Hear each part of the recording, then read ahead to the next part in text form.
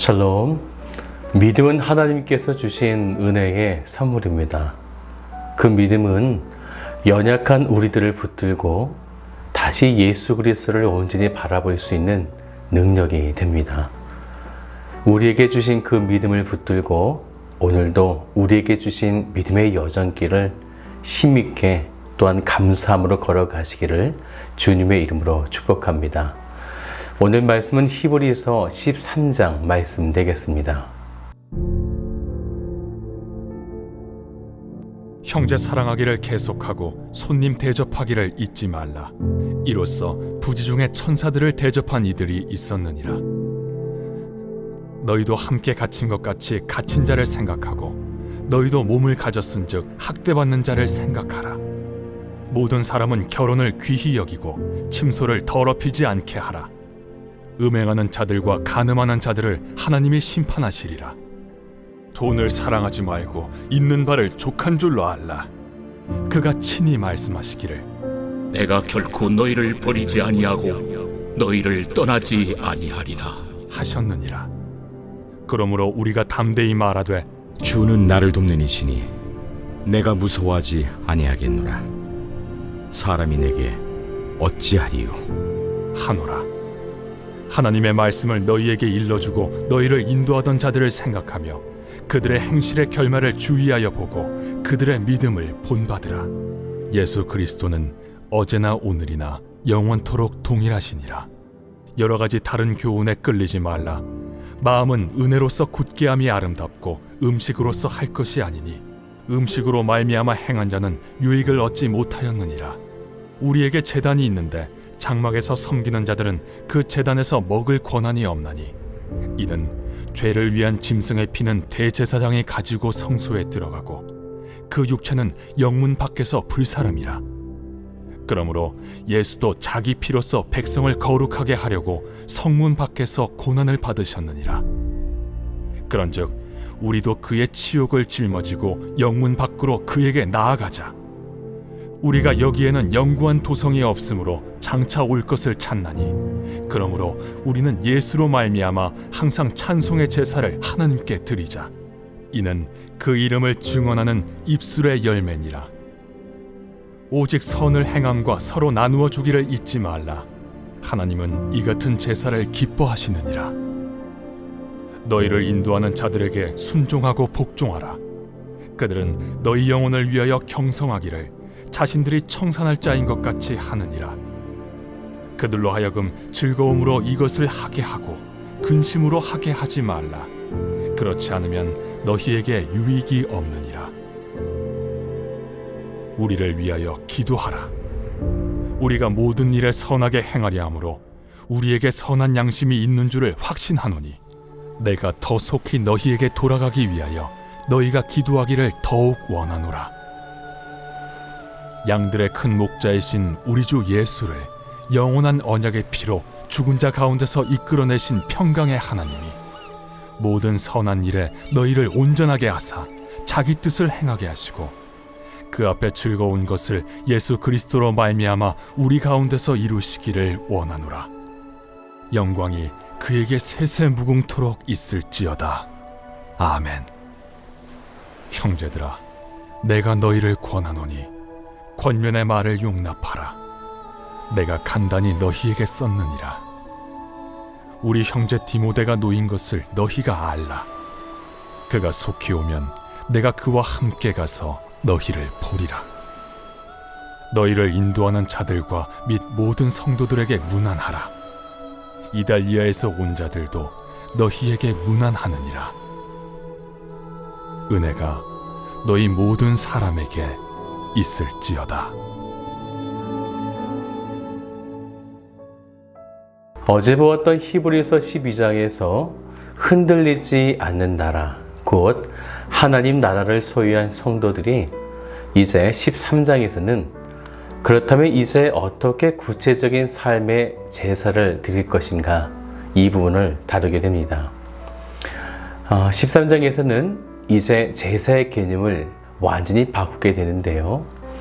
그 지금껏 성전 안에서 짐승을 잡는 제사는 끝이 났고 성도들의 일상, 곧 교제라든지 가정, 경제생활, 사회적 약자를 돌보는 삶의 모양 그대로가 하나님께서 기뻐하시는 진짜 제사가 되었음을 이제 이 13장에서 선포하게 됩니다.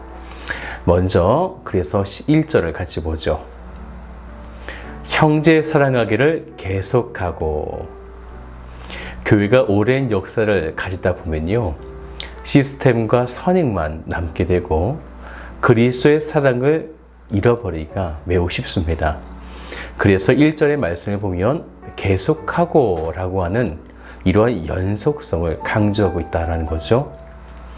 무엇을 사랑하며 행할 것인가? 그것도 계속이요. 2절부터 5절까지 말씀을 보면 총 4가지를 우리들에게 가르치고 있는데, 2절의 말씀을 보면 손님 대접하기를 잊지 말라라는 거죠.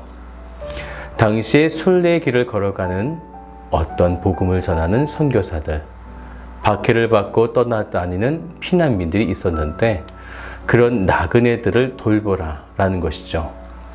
그리고 3절을 보면 너희도 함께 갇힌 것 같이 갇힌 자를 생각하고 너희도 몸을 가졌은 즉 학대받는 자를 생각하라. 곧 로마 감옥에 수감된 그리스도인들을 돌보라 라는 것이죠. 그리고 이제 3번째는 4절 말씀이 되는데요. 결혼, 곧 혼인을 귀하게 여기라 라는 것인데요. 당시의 금욕주의 이단에 대한 경계를 지금 말씀하게 됩니다. 이제 4번째 마지막 5절을 보면 돈에 대한 탐심을 경계하라 라는 것인데요. 이러한 삶을 살았던 믿음의 선진들을 본받으라 라는 거죠. 7절을 같이 볼까요? 하나님의 말씀을 너희에게 일러주고 너희를 인도하던 자들을 생각하며 그들의 행실의 결말을 주의하여 보고 그들의 믿음을 본받으라. 그런데 이러한 믿음의 선진들은 이 땅에 존재하지 않는다라는 거죠. 그러면 누가 하나님의 말씀을 일러줄 것인가? 또한 누구의 행실을 보고 그 믿음을 본받을 것인가? 우리 8절을 같이 봅시다. 예수 그리스도는 어제나 오늘이나 영원토록 동일하시니라. 아멘. 1절 처음에 나오는 단어를 우리가 이어서 보면요, 형제 사랑하기를 계속하고. 계속. 우리는 사실 지속할 수 있는 능력이 없습니다.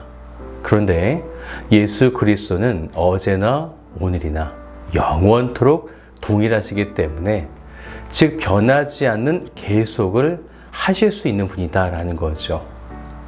그래서 예수로 인해 생하기를 우리들은 계속할 수 있는 것입니다. 그러니 9절 말씀을 볼까요? 여러 가지 다른 교훈에 끌리지 말라.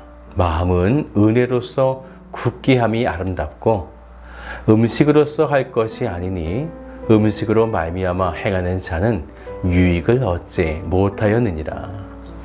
다른 교훈이라고 하는 것은 그리스도 은혜 외에 어떤 행위들을 그 가운데 집어넣는 자들을 이야기하는데, 하지만 그것에는 유익을 얻지 못한다라는 거죠. 즉 은혜가 아닌 종교 행위는 우리 영혼에 아무런 유익을 주지 못한다라는 것입니다. 그런데 우리에게는 10절 말씀을 보면요, 우리에게는 제단이 있는데 라는 거죠.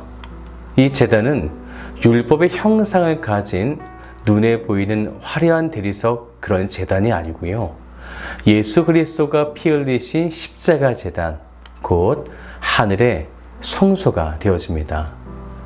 10절을 계속 이어서 보면요, 장막에서 섬기는 자들이라고 했는데 바로 제사장들을 이야기하죠. 제사장들은 원래 성도들이 가져온 제물의 일부를 먹을 수가 있었습니다. 그런데 대속제일에 바쳐진 제물이라 할지라도 그들은 결코 먹지 못하고 영문 밖으로 나가 그 제물들을 불태워 버렸다라는 거죠. 왜냐하면 짐승이라는 제물이 아니라 진정한 제물 되시는 예수 그리스도가 구약의 법에 따라 영문 밖으로 쫓겨나시게 됐는데, 곧 그리스도께서 자기 피로서 백성을 거룩하게 하시려고 성문 밖에서 고난을 받으셨다라는 것입니다. 그런데 이 제사장들은 성전 밖, 영문 밖으로 나아가지 아니하고 그들은 오직 성전 안에서, 곧 영문 안에서 자신의 행위만 행하며 안주했다라는 것입니다. 그래서 13절을 보세요. 그런즉 우리도 그의 치욕을 짊어지고 영문 밖으로 그에게 나아가자. 예수를 믿음에도 삶의 변화가 전혀 없는 사람들, 이들은 십자가의 제단에서 음식을 먹을 권리가 없는 자들, 즉 다른 교훈에만 관심을 가지고 있었던 것입니다.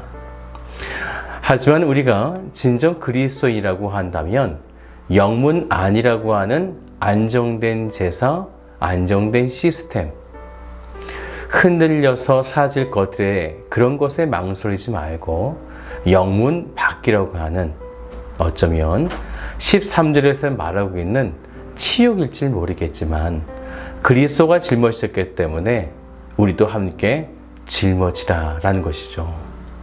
곧 영문 밖으로 곧 세상의 복음을 가지고 나아가자라는 것입니다. 그 말씀이 우리 15절 말씀인데요. 같이 볼까요? 그러므로 우리는 예수로 말미암아 항상 찬송의 제사를 하나님께 드리자. 이는 그 이름을 증언하는 입술의 열매니라. 그러면서 이런 일을 함께 행할 믿음의 지체들, 1절의 처음의 말씀처럼 형제 사랑하기를 계속하라 라는 말씀을 이어서 16절에도 보면요, 오직 선을 행함과 서로 나누어 주기를 잊지 말라. 하나님은 이러한 것을 제사로 보신다는 거죠. 또한 그 제사를 통해서 기뻐하신다는 것입니다. 믿음의 공동체가 어떠한 모양과 어떤 모습으로 주 앞에 나아갈 것인가? 하나님께서 나에게 주신 그 은혜의 믿음을 따라 그 믿음을 내 안에만 가지고 있는 것이 아니라 다리를 저는 사람들, 그리스도를 믿는 것으로 핍박을 받는 그런 자들을 위해 우리가 영문 밖으로 나아갈 줄 아는 것, 하나님께서 우리에게 주신 이 믿음의 공동체를 세우고 함께 달려가라라는 거죠. 이제 히브리서의 말씀을 마치게 되었는데요. 외부적인 환난과 핍박, 그리고 교회 내부에서 일어나는 수많은 배교와 의심, 낙심, 두려움들. 이제 히브리서 기자는 이 히브리서가 쓰여진 목적에 대해서 동일한 말씀을 다시 전하며 이 히브리서를 마치게 되는데요. 20절과 21절 말씀을 같이 보죠. 양들의 큰 목자이신 우리 주 예수를 영원한 언약의 피로 죽은 자 가운데서 이끌어내신 평강의 하나님이 모든 선한 일에 너희를 온전하게 하사 자기 뜻을 행하게 하시고 그 앞에 즐거운 것을 예수 그리스도로 말미암아 우리 가운데에서 이루시기를 원하노라. 영광의 그에게 세세 무궁토록 있을지어다. 아멘. 사랑하는 여러분, 우리를 거룩하고 온전하게 하시는 이인 예수를 바라봅시다. 그리고 그리스도가 걸어가셨던 그 길들을 우리도 예배하며 함께 걸어 나가시기를 주님의 이름으로 축복합니다.